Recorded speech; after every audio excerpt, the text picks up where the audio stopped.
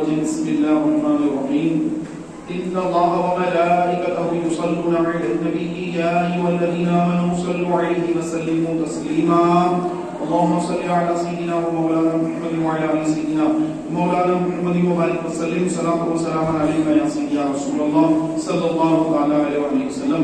حضور نبی کریم صلی اللہ تعالی علیہ وسلم کا فرمان ہے کہ جو مسلمان کثرت کے ساتھ درود شریف پڑھے گا کل قیامت کے دن میرے حوض کوثر سے اللہ تبارک و تعالیٰ اسے سیراب فرمائے گا. سبحان اللہ. تو جو نبی کریم علیہ السلام کی ذات پر کثرت کے ساتھ درود شریف پڑھتا ہے میرے پیارے بھائیوں اللہ تعالیٰ دنیا میں بھی اس کی مشکلیں آسان کر دیتا ہے, قبر میں بھی اس کے لیے راحت عطا فرماتا ہے, قیامت کے دن بھی اللہ تبارک و تعالیٰ اس صراط پر بھی اسے کامیابی عطا فرمائے گا اور اس سخت ترین گرمی کے دن اللہ تبارک و تعالیٰ اس کو حوض کوثر سے سیراب فرمائے گا اور اس کو جہنم سے بھی بچائے گا اور اس کو داخل جنت فرمائے گا. میرے پیارے بھائیوں کثرت کے ساتھ حضور نبی اکرم صلی اللہ علیہ وسلم پر درود شریف پڑھنے کا اپنا معمول بنا لیجئے. اپنے وقت میں سے وقت نکال کر اپنے آقا و مولا حضور نبی اکرم صلی اللہ علیہ وسلم پر کثرت کے ساتھ درود شریف پڑھتے رہیں. ایک مرتبہ مل کر بآواز سے بلند درود پاک پڑھ لیجیے. اللهم صل علی سیدنا و مولانا محمد وعلی آل سیدنا و مولانا محمد وبارک وسلم صلاۃ و سلام علیک یا سیدی یا رسول اللہ صلی اللہ علیہ وسلم. پیارے بھائیوں اللہ کے رسول صلی اللہ علیہ وسلم نے ارشاد فرمایا قیامت کے دن, قیامت کے سخت ترین دن اللہ تبارک و تعالیٰ عز و جل اپنے جلال میں ہوگا اور سارے اہل محشر وہاں جمع ہوں گے, سارے مسلمان غیر مسلمان سب جمع ہوں گے اور اللہ کا اس دن ایسا جلال ہوگا کہ ایسا جلال نہ پہلے کبھی ہوا نہ بعد میں بھی کبھی ایسا جلال ہوگا. اللہ تبارک و تعالیٰ جلال میں ہوگا اور لوگ پریشان ہوں گے کیونکہ سخت گرمی ہوگی, دھوپ تیز ہوگی اور زمین تانبے کی طرح گرم ہوگی اور لوگوں کو پینے کے لیے پانی نہ ہوگا اور جسم پر کسی کے کپڑے نہیں ہوں گے.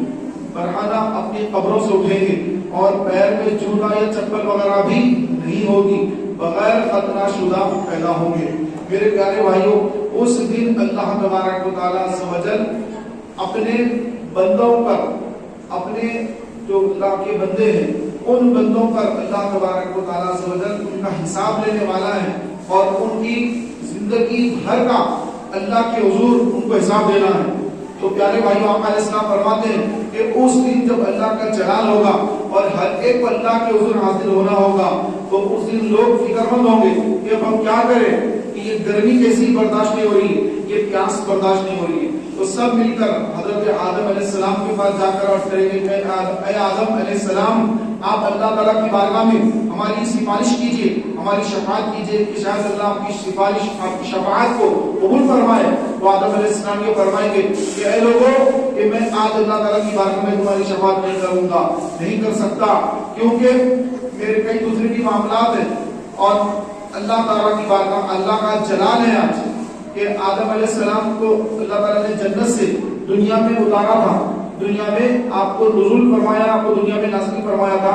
تو اس وقت پیارے محترم بھائی اس وقت کی گھڑی کو آپ نے یاد کیا کہ اللہ تعالیٰ نے جنت میں وہ گندم کے درخت کے قریب جانے سے منع فرمایا تھا اور میں نے وہ گندم کھایا تھا ابلیس کے کہنے پر اور پھر اللہ تعالیٰ نے مجھے جنت سے دنیا میں نیچے اتار دیا تھا. تو آپ کو اپنا وہ معاملہ یاد آئے گا, فرمائیں گے نہیں کہ میں اللہ کی بارگاہ میں تمہاری شفاعت نہیں کروں گا, تم کسی اور کے پاس جاؤ. اذهبوا الى غیری. پھر وہ ابراہیم علیہ السلام کے پاس آئیں گے. ابراہیم علیہ السلام فرمائیں گے کہ آج اللہ کا جلال ہے کہ آج میں اللہ کی بارگاہ میں تمہاری سفارش نہیں کروں گا. لوگ ڈھونڈتے ڈھونڈتے موسیٰ علیہ السلام کے پاس آئیں گے.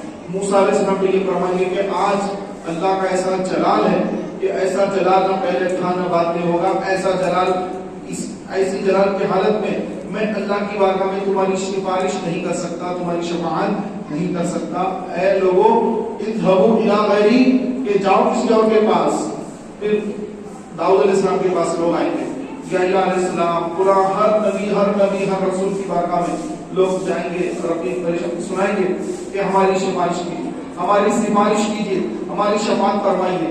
ہر نبی کا آدم علیہ السلام سے لے کر عیسیٰ علیہ السلام تک ہر نبی کا یہی جواب ہوگا، اذهبوا الی غیری، اذهبوا الی غیری، اذهبوا الی غیری، کہ میں نہیں کر سکتا، کسی اور کے پاس جاؤ، کسی اور کے پاس جاؤ، کسی اور کے پاس جاؤ، یہاں تک کہ عیسیٰ علیہ السلام کے پاس جب آئیں گے تو عیسیٰ علیہ السلام لوگوں سے فرمائیں گے کہ اے لوگوں، آج تم کسی بھی صاحب نبی کے پاس جاؤ گے وہ تمہاری سفارش نہیں فرمائیں گے، تم آج ایک ہی بارگاہ ہے، محمد مصطفیٰ صلی اللہ علیہ وسلم خاتم النبیین کی بارگاہ ہے، کہ اس بارگاہ میں اگر تم جاؤ گے تو وہی تمہاری سفارش فرمائیں گے اور تمہاری سفارش کوئی نہیں کر سکتا، لہذا تم نبی مکرم محمد مصطفیٰ صلی اللہ علیہ وسلم کی بارگاہ میں چلے جاؤ، تمہاری سفارش وہی فرمائیں گے۔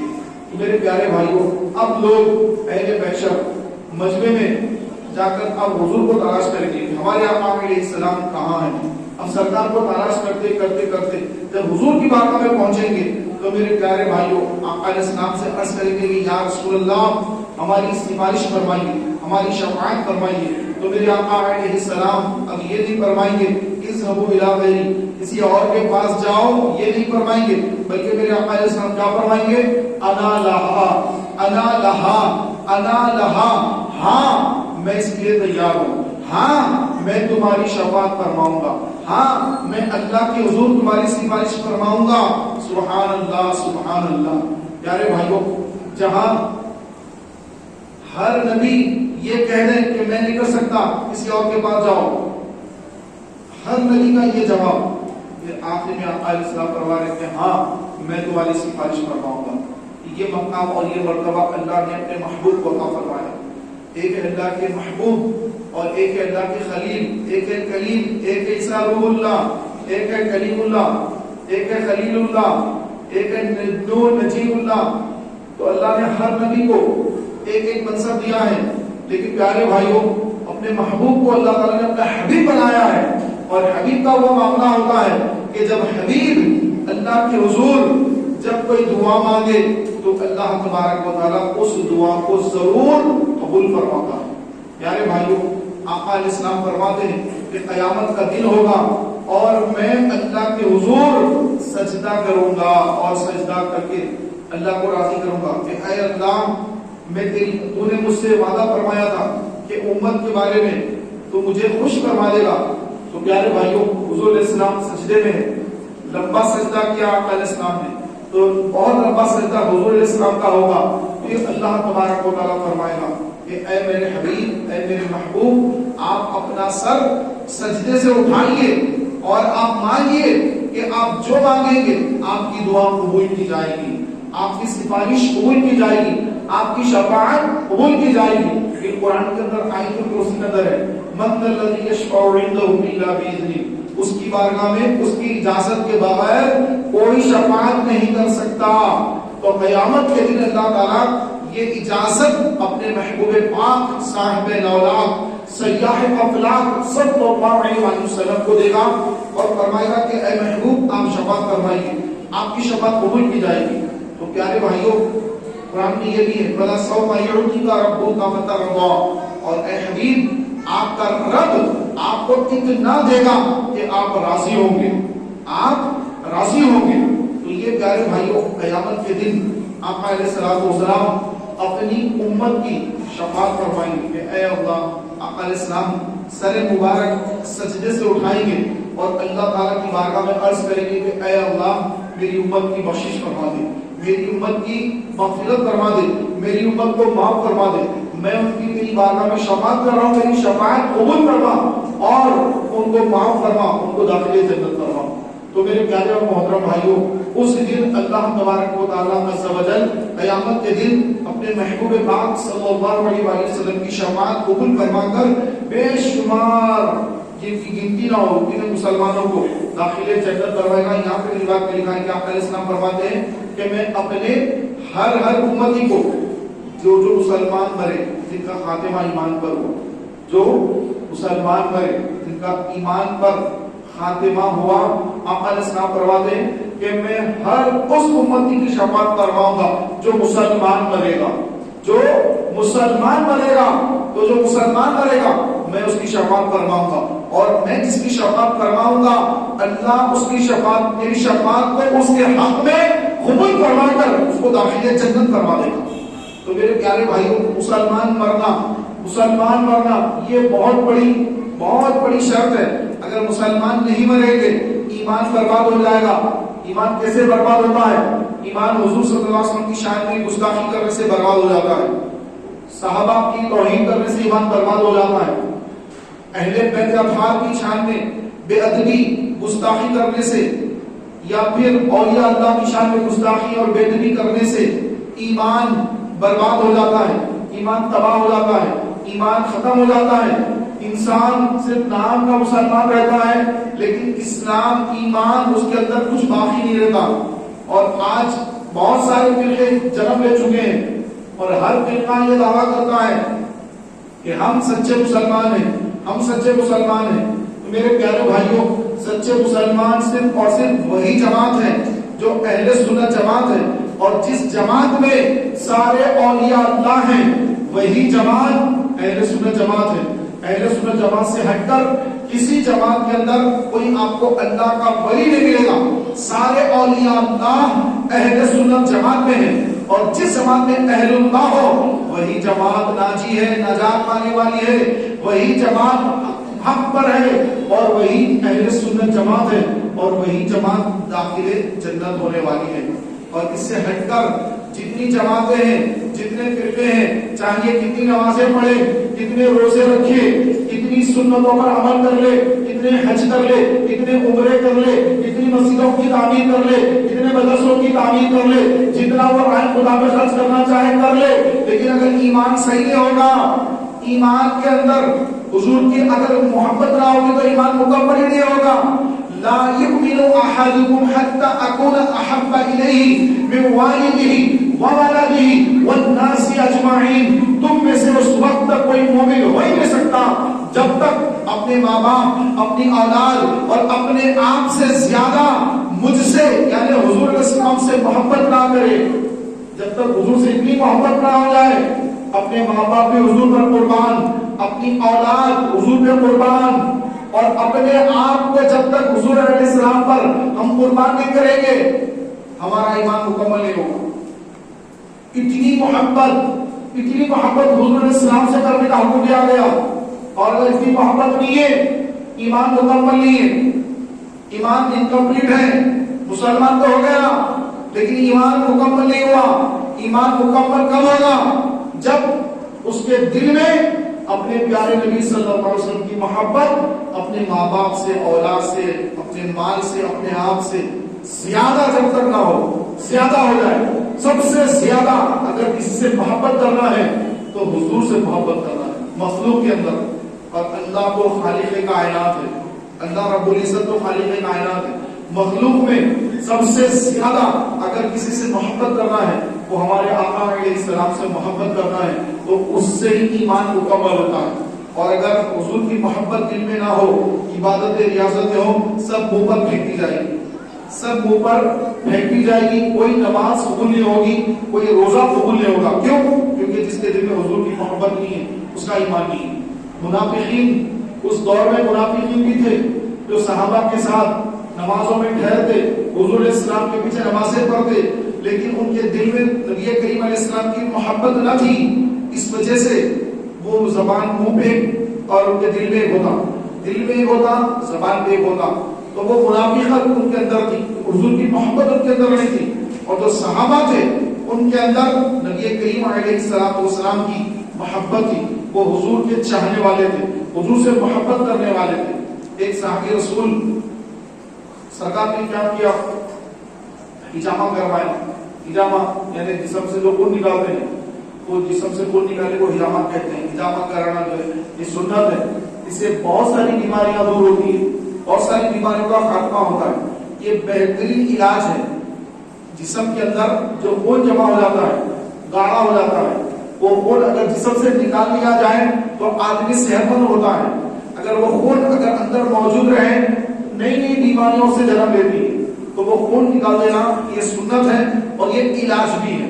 اور فرمایا کہ چاند کی 17 تاریخ 19 تاریخ 21 تاریخ چاند کی 17 19 21 تاریخوں میں اگر کوئی ہجامہ کرائے گا تو اللہ تعالیٰ اس کے اندر اگر جادو یا نظر بد ہے تو اللہ تعالیٰ اس سے بھی شفا عطا فرما دے گا. تو کبھی بھی ہجامہ کروانا ہو تو ان تواریخ میں ہجامہ کروائیں. چاند کی 17 19 21 ان 3 تاریخوں میں ہجامہ کرائیں.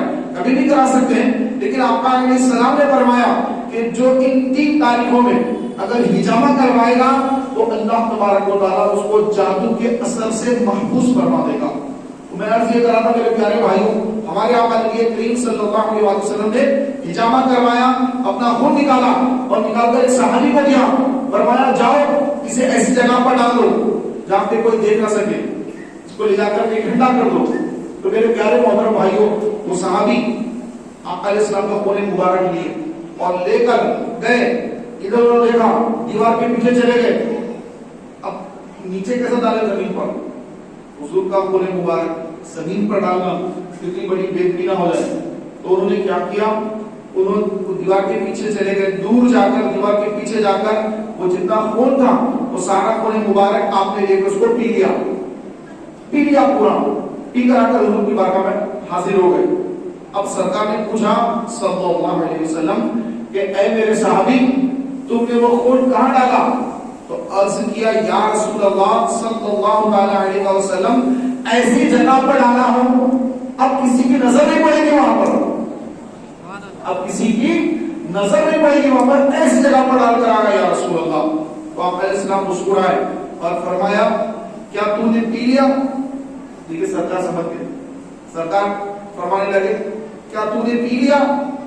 تو انہوں نے اس کی ہاں یا رسول اللہ آپ کا خون مبارک زمین پر ڈالوں مجھے گوارا نہیں ہوا کہ آپ کا خون پاک کی توہین نہ ہو جائے, زمین پر کیسے ڈالوں, اسی لیے میں نے سارا آپ کا خون مبارک اس کو میں نے پی لیا. تو آقا علیہ السلام نے فرمایا کہ جا اب تیرے پیٹ میں کبھی درد نہ ہوگا, پیٹ کی بیماریوں سے محفوظ ہو گیا, پیٹ کی بیماریوں سے محفوظ ہو گیا. جبکہ مسئلہ تو یہ ہے کہ عام مسلمان کا اگر کوئی خون ہے تو وہ خون پینا حرام ہے. اپنا ہی خون کیوں نہ ہو, اندر جب تک جسم کے اندر ہے خون پاک ہے, جسم کے باہر نکلا ناپاک ہو گیا. اپنا خون ہم پی نہیں سکتے, دوسروں کا بھی نہیں پی سکتے. بکرے لوگ کٹتے ہیں مصالح میں تو وہاں پر غیر مسلم افراد وہ خون جو ہے وہ لے لیتے ہیں, برتنوں میں بھر لیتے ہیں, خون گلے کے پاس خون رکھ دیتے ہیں, گلا کٹا بکرے کا خون بہ رہا ہے, ہمارے پاس تو بہانے کا حکم ہے, لوگ تو جھٹکا مار دیتے ہیں, ہم بہاتے ہیں. جب ہم بہاتے ہیں تو غیر مسلم جو ہے وہاں پر برتنوں میں خون لے لیتے ہیں, پھر اس کو جو ہے سکھاتے ہیں, پھر اس کو بعد میں وہ کھاتے ہیں. ہمارے پاس اسلام میں خون جو ہے وہ حرام ہے, چاہے انسان کا ہو یا پھر بھیڑ بکریوں کا ہو یا کسی جانور کا ہو, تو ہمارے پاس خون کھانا جائز نہیں ہے. لیکن اب دیکھیں بس صحابی رسول نے نبی اکرم صلی اللہ علیہ وسلم کا ہجامے والا خون جو صحابی نے پی لیا تو سرکار نے یہ نہیں فرمایا یہ تو حرام ہے, ایک مسلمان کا خون پینا تو حرام ہے, تم نے یہ کیوں پی لیا, تم توبہ کرو اور الٹی کر دو, خون نکال دو, ایسا تو نہیں فرمایا. آقا نے کیا فرمایا کہ جا اب تیرے پیٹ میں کبھی درد نہ ہوگا, تیرے پیٹ میں درد نہیں ہوگا, تیرا پیٹ ہر بیماری سے محفوظ ہو گیا. پیارے بھائیوں مسئلہ یہ ہے کہ پیٹ کا درد اتنا شدید ہوتا ہے کسی کو کہ پیٹ کے درد کی وجہ سے لوگ خودکشیاں کر لیتے ہیں, پیٹوں میں بیماریاں ہو جاتی ہیں, پیٹوں میں جو ہے کئی لوگوں کو کینسر ہو جاتا ہے پیٹ کے اندر, بیماری سے تڑپتے ہیں, کھا نہیں سکتے, پی نہیں سکتے, ڈاکٹر منع کر دیتا ہے کہ یہ نہیں کھانا وہ نہیں کھانا. جن کو پیٹ کی بیماریاں ہیں آپ ان سے پوچھئے کہ پیٹ کی بیماریاں کتنی خطرناک ہوتی ہیں. آقا علیہ السلام فرما رہے ہیں کہ جا اب تیرے پیٹ میں کبھی درد نہ ہوگا. تو یہ ہمارے آقا علیہ السلام کی شان مبارک ہے کہ حضور علیہ السلام کا خون مبارک بھی پاک ہے, آقا علیہ السلام کا بول شریف بھی پاک ہے. یعنی محترم بھائیوں ہمارے آقا نبی اکرم صلی اللہ علیہ وسلم آپ علیہ السلام نے یہ نہیں فرما دیا کہ یہ کرنا تمہارا جائز نہیں, تم نے یہ کیوں کیا, کون سی حدیث میں نے کہا تھا, کون سی قرآن کی آیت میں یہ کہ نبی کا ہجامے کا خون پی لو, یہ صحابی سے نہیں پوچھا. اس صحابی کو کس نے سکھایا, صحابی کو یہ کس نے بتایا کہ تم یہ خون پی لو, تو ان کے عشق رسول نے ان کو سکھایا.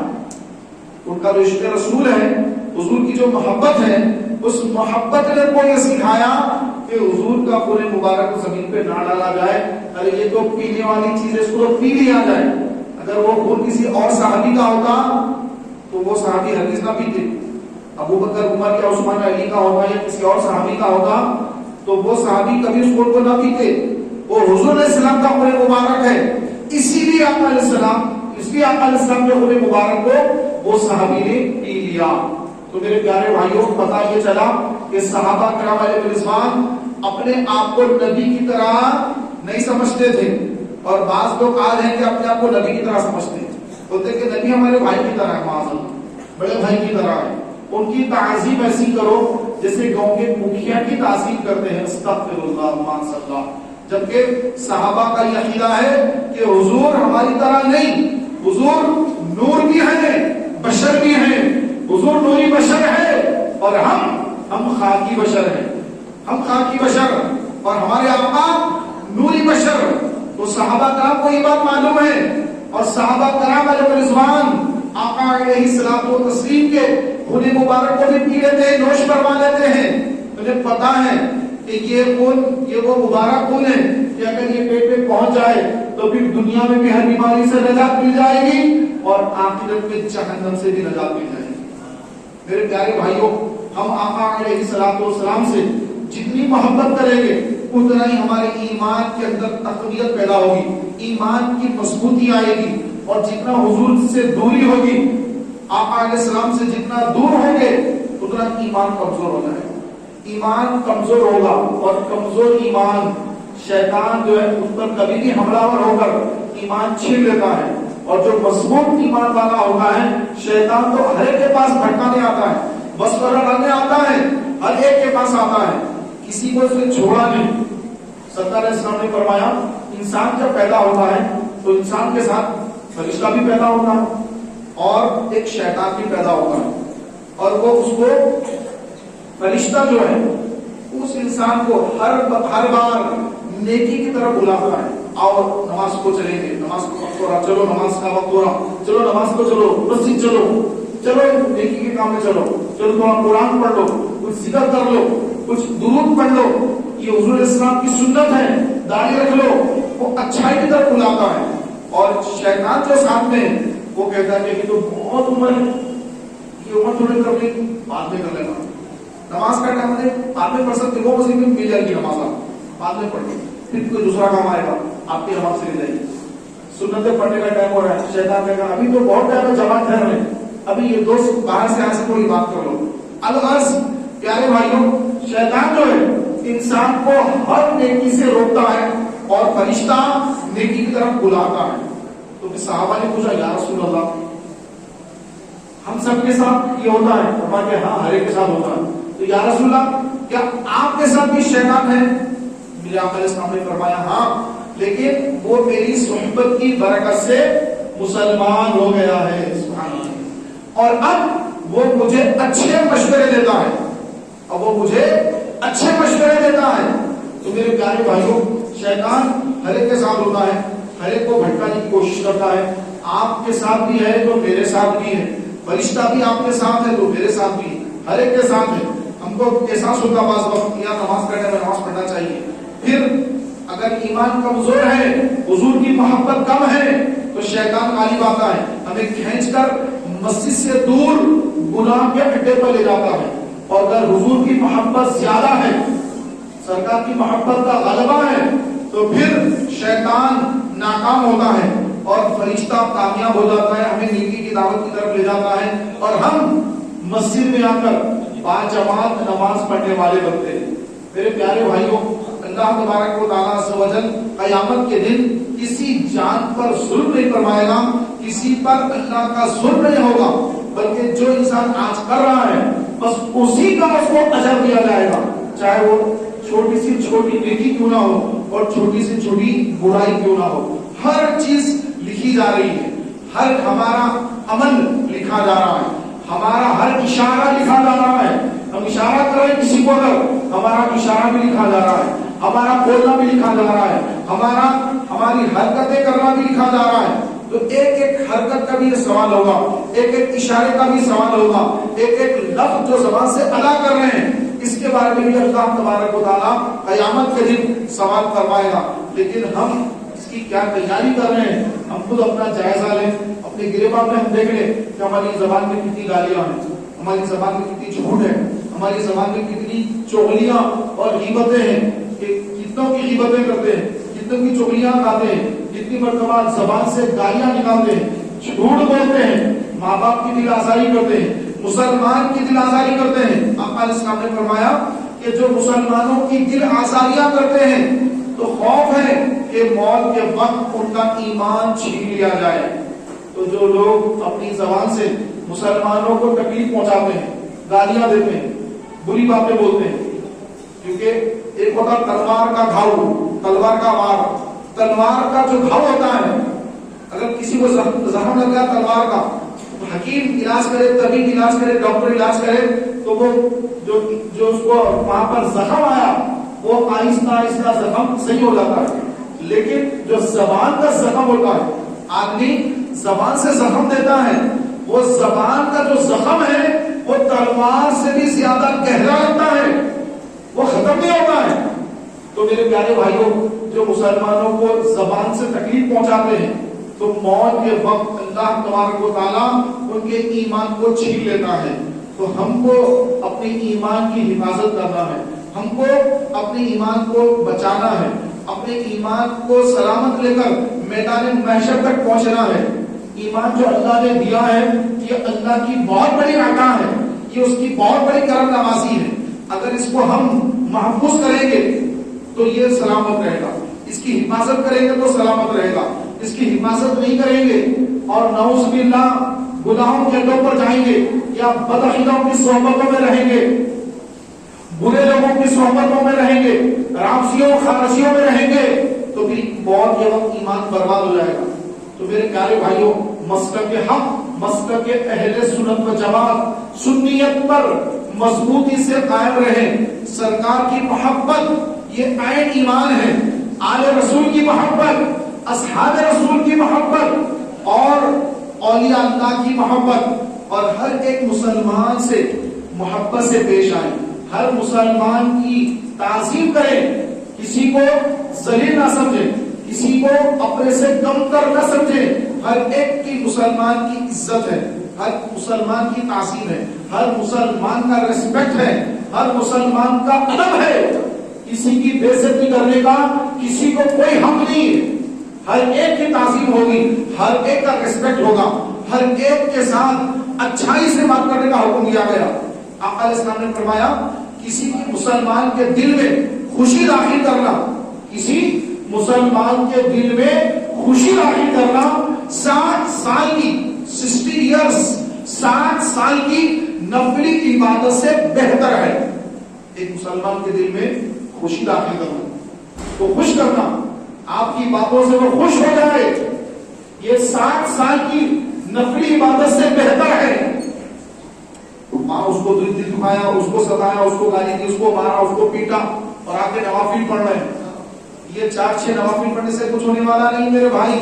60 سال کی نفلی عبادت سے بہتر ایک مسلمان کو خوش کرنا ہے۔ تو اندازہ لگائیے، جب ایک مسلمان کو خوش کرنا 60 سال کی نفلی عبادت سے بہتر ہے، تو ایک مسلمان کو تکلیف پہنچانا، اس کو دکھ پہنچانا، یہ کتنا بڑا اللہ کے غضب کو دعوت دینے والا کام ہے، اللہ کو ناراض کرنے والا کام ہے۔ تو لہذا میرے پیارے بھائیوں، آقا علیہ السلام نے جو فرمایا کہ مومن وہ جس کی زبان سے اور جس کے ہاتھ سے دوسرے مسلمان محفوظ رہے، وہی مومن ہے۔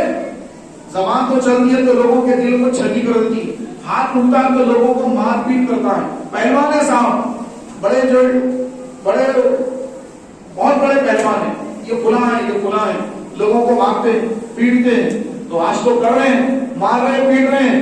ملک الموت علیہ السلام آئیں گے جب موت کا فرشتہ آئے گا، یہ پہلوان کی چلنے والی نہیں ہے کچھ بھی، اور اس وقت اس پہلوان کی زبان کو فرشتے پکڑ لیں گے، اور ایسے لوگوں کو جو مسلمانوں کو مارتے ہیں، پیٹتے ہیں، ان کے زمینوں پہ قبضے کر لیتے ہیں، ان کے گھروں پر قبضے کر لیتے ہیں، ان کے پیسوں پہ قبضے کر لیتے ہیں، ان کے مال لے کر واپس نہیں دیتے. یہ جو ظلم و زیادتیاں آج ہو رہی ہیں کہ کل موت کے وقت جب فرشتہ زبان پکڑ لے گا اور اگر کلمہ نصیب نہ ہوگا تو میدان حشر میں کیا جواب دیں گے. تو میرے پیارے بھائیوں آج اپنی موت کی تیاری کریں. آئے دن جنازے اٹھتے ہیں, ہم جنازے دیکھتے ہیں, لیکن جنازے دیکھ کے کبھی عبرت حاصل نہیں کرتے کہ ایک بار ہمارے ساتھ بھی معاملہ ہونے والا ہے, عنقریب ہمارا بھی جنازہ اٹھنے والا ہے. ہم اس کی تیاری نہیں کرتے. خدا اس کی تیاری فرمائیے. پنج وقت نماز کی پابندی کیجیے. صرف جمعہ کے دن جمعہ کی نماز پڑھ کر پھر عصر مغرب عشاء چھوڑ دینا تو یہ بے انتہا ہمارے لیے آخرت کا نقصان ہے. اس سے دنیا کی خیر و برکت بھی ختم ہوتی ہے. انسان کی جسمانی بیماریوں میں اضافہ ہوتا ہے جو نمازی نہیں ہوتا ہے, نمازیں چھوڑ دیتا ہے, اس کو کئی بیماریاں اس کے اندر جنم لینا شروع کر دیتی ہے. لہذا نیت فرمائیے کہ 5 وقت کی نماز باجماعت پہلے سب میں ادا کریں گے انشاءاللہ. اللہ تبارک و تعالی ہم سب کو اپنی قبر و آخرت کی تیاری کرنے کی توفیق عطا فرمائے. آمین بجاہ نبی رحیم صلی اللہ علیہ وسلم. پہلی سب